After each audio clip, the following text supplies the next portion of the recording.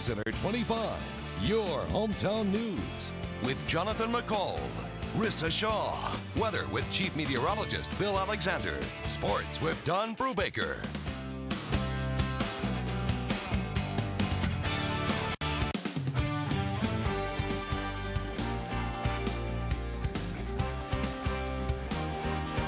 Off the top this Wednesday night at 10 o'clock, breaking news from Jackson County. You are looking at a live shot right now of a multi-vehicle accident that is happening on Highway 59 near the El Toro Vanderbilt exit.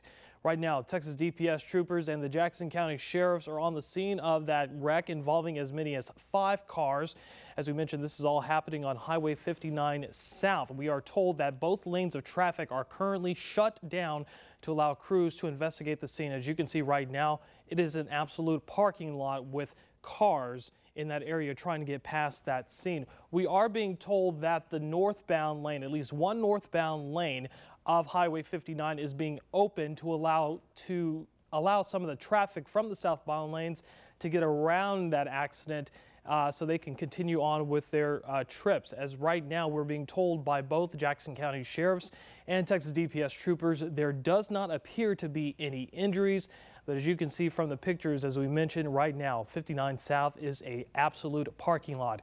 We got word of this accident just before 9 this evening. Investigators still trying to piece together what triggered the crash. We're told at least one of the cars may be flipped over, but we're getting word as many as 5 cars are involved. We have a crew, as you can see right there on the scene. We're going to continue to gather more details and bring them to you as soon as we get them throughout the entire show. Good evening, everyone. Thanks so much for joining us for News Center 25 at 10. I'm Jonathan McCall. Rissa Shaw is off. Turning to our big story tonight, imagine seeing Will Smith, Tony Hawk, Jason Alexander, and Vanilla Ice all in Victoria. A local promoter is promising to bring the big-name stars along with others for a benefit to sponsor a number of charities. But when one of those charities threw up the red flag, we did some digging and found out some disturbing claims involving the stars and even us here at the TV station. It's a story you'll see first on News Center 25. Trey Mining spoke with the woman behind the event and has the story. That was News Center 25's Trey Mining reporting. Now, we do want to point out News Center 25 and the Victoria Television Group have not been contacted by Salinas as part of the event, and we were actually shocked to learn about some of the promises that she made on our behalf.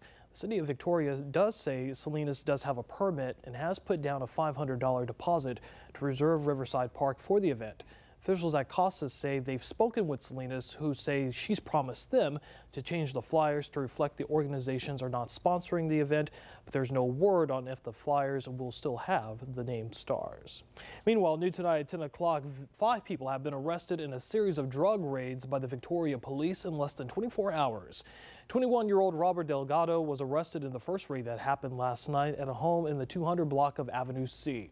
Police say they discovered 5 grams of crack cocaine along with 10 grams of marijuana and some cash. Delgado now faces charges of manufacture, delivery of a controlled substance, and possession of marijuana. 4 other people were arrested in the second raid that happened this afternoon at a home in the 1700 block of Bonham. Police say they found more than a pound of cocaine with an estimated street value of more than $13,000. They also seized a car that contained a firearm and $3,200. Jonathan Western of Victoria now faces charges of manufacture, delivery of a controlled substance, and unlawful possession of a firearm by a felon. 3 other people, 50-year-old Ricky Thomas, 49-year-old Sadie Swanigan, and 50-year-old Denise Madden, were also arrested in that second raid for manufacture, delivery of a controlled substance. Tonight, a Crossroads family is looking for a new place to call home after a fire tore through theirs this afternoon. The flames broke out at the home on Serene Drive near Placido around 1. The homeowner says she tried to put out the fire herself, but the flames were just too intense. Authorities believe the blaze started in the living room and quickly spread to the rest of the home. It took crews about an hour to put out the flames. Luckily, no one was hurt. Fire crews say the owner of the home was not there at the time. The cause is still under investigation. Meanwhile, a man was rushed to the hospital this morning after a rollover accident. This all happened just after 10 at Loop 463 and FM 236. Victoria emergency crews say the driver was headed east on the loop when he lost control of his trailer, eventually flipping it over. The trailer was carrying oil-filled equipment, shut down traffic for a short time. The driver was taken to Citizens Medical Center with non-life-threatening injuries. Meanwhile, if your travels take you through Yorktown anytime soon, you'll definitely be seeing some big changes. This as the town gets ready to play host to 30,000 people this weekend. It's all part of the 64th annual Western Days Ziegfest. The town has been getting ready for the big event for a few weeks. The influx of visitors will increase the number of people by 10 times the normal population. And with all those people, DeWitt County sheriffs say security is their #1 priority. County officials say you could expect to see the mobile command unit that puts police, sheriffs, fire, and emergency crews in direct contact with one another. Western Days Ziegfest kicks off Friday night, but the carnival starts tomorrow at 5. We have a full list of the events on our website at crossroadstoday.com.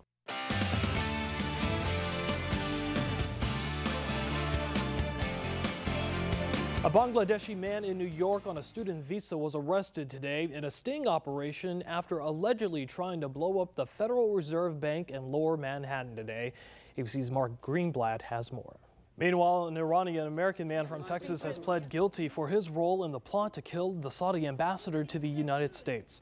Prosecutors say Mansour Ababsiar tried to hire a Mexican cartel to bomb a restaurant in Washington, D.C. where the ambassador would be eating. His cartel contact, though, was an undercover agent. Ababsiar told the court he planned the assassination attempt with help of members of the Iranian military. He's expected to be sentenced in January. Tonight, the buzz all across America, the second presidential debates, which some really are saying could be the best in the history of the event. A day after President Obama and Mitt Romney traded shots and created fireworks, the men were once again back out on the campaign trail with just 20 days to go before Americans head to the polls. President Obama made Iowa his first post-debate campaign stop and joked about his performance last night, while Mitt Romney was just as upbeat in the swing state of Virginia, where he told supporters he enjoyed Wednesday's rematch with the president. Political analysts say the debate was a prize fight, with both opponents exchanging blows, stepping all over each other, and ignoring the audience and even the moderator. Instant polls and most pundits, though, awarded the debate win to the president. Their final debate is next Monday. That might very well decide who wins this extremely tight race. Meanwhile, as the fireworks were going on between the president and Mitt Romney on the inside, the Green Party ticket was being arrested on the outside. Jill Stein and Sherry Honkala were arrested last night outside of Hofstra University as they protested rules barring Stein from debating with Romney and Obama. They're facing charges for disorderly conduct and have a court date set for November 8th. The Commission on Presidential Debates stipulates to participate, a candidate must receive the support of at least 15% of the national electorate by five selected groups. Stein is polling around 3%, but her name will appear on 85% of the ballots, including the ones here in Texas. Meanwhile, it was hard to keep the candidates from talking over each other last night, but according to CNN, less isn't necessarily more. From every to words said twice. President Obama spoke 3 minutes and 14 seconds longer than Mitt Romney, but said fewer words. According to the transcripts, the president said 7,506 words compared to Romney's 7,984. A similar thing happened at the first debate. President Obama spoke 5 minutes longer, but Romney said 500 more words. Meanwhile, facing years of growing debt, the U.S. Postal Service can no longer borrow money from the government.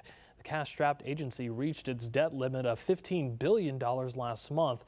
Reserves within the government agency are said to be running dangerously low. Officials say the Postal Service can only borrow money from the Treasury as opposed to private banks. Congress has barred the Treasury from lending it more than $15 billion at a time. The Postal Service has been borrowing billions of dollars from taxpayers in recent years to make up for shortfalls caused by declining mail volume and a 2006 congressional mandate to pre-fund retirement health care benefits. Meanwhile, a federal investigation has been launched against Illinois Representative Jesse Jackson. Jackson is accused of misusing campaign money. Right now, the FBI and federal prosecutors are said to be working together on the investigation.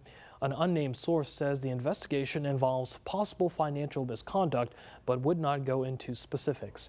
This comes after previous reports from the Chicago Sun-Times that a federal investigation was underway. Jackson, you may remember, was recently treated for depression at the Mayo Clinic. The trial date has been set for George Zimmerman. He's the Florida Neighborhood Watch charged with the murder of 17-year-old Trayvon Martin. Zimmerman's lawyer says the trial starts June 10th of next year. He's charged with second-degree murder and claims he was defending himself against the teen when he shot him back in February. Prosecutors say Zimmerman profiled Martin as a criminal and killed him, even though the teenager was doing nothing wrong. Zimmerman has pleaded not guilty to those charges. New tonight at 10 o'clock, officials in Colorado have identified 5 people found dead at a Denver bar after a fire broke out early this morning there. Among those killed, the bar's 63-year-old owner. The fire was spotted by an officer on patrol just moments before the bar was set to close. Firefighters found 4 women and a man inside. They don't believe the incident is a murder-suicide and believe the bar was intentionally set to cover the murders. Crews are now checking the bar to see if surveillance tapes may be able to shed light on a possible suspect. Meanwhile, in Louisiana, a tragic scene here. A woman dead after driving her car off the top level of a casino this morning. Happened at the Boomtown Casino. Authorities say the 21-year-old woman drove the car through the metal cable guardrails, falling some 60 feet below before the car landed on the roof. Authorities say alcohol may have played a factor in the crash, but they're still investigating.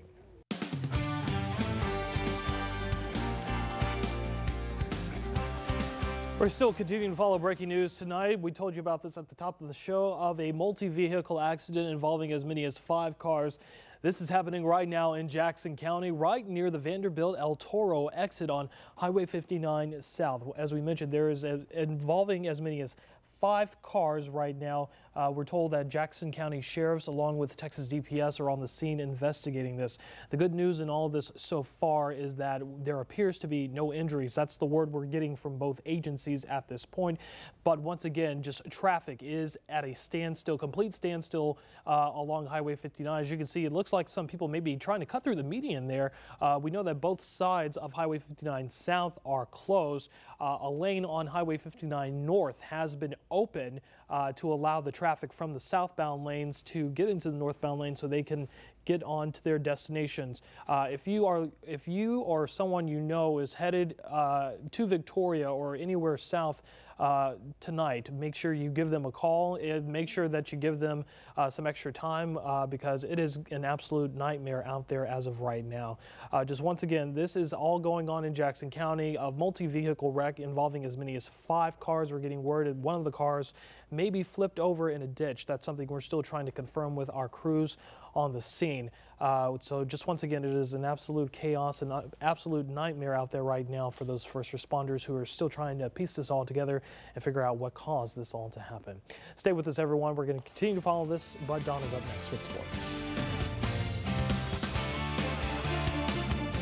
All right, everyone, this is a live look of the Highway 59 South in Jackson County on the scene of a 5-vehicle accident. As you can see right now, just within the last couple of seconds, just moments before we came back on the air, troopers just opened up both lanes on the southbound side of Highway 59 after a multi-vehicle wreck this evening around 9 o'clock involving as many as 5 cars. Jackson County Sheriff's, Texas DPS troopers still investigating the scene. As you can see right there, a lot of people happy to make sure that the traffic's moving on our Facebook page. Some people have been commenting that they've been stuck in it for more than an hour right at the El Toro Vanderbilt exit. This all happened just before 9 o'clock this evening. As you can see, once again, traffic moving slowly, but once again moving steadily again on Highway 59 South. We're going to continue to follow this story throughout the entire night, and we will have the very latest for you starting tomorrow morning on Sunrise at 5:30 with Shauna and Kate. That is our time for now. Thanks so much for joining us. We'll see you again tomorrow. Have a great night, everyone.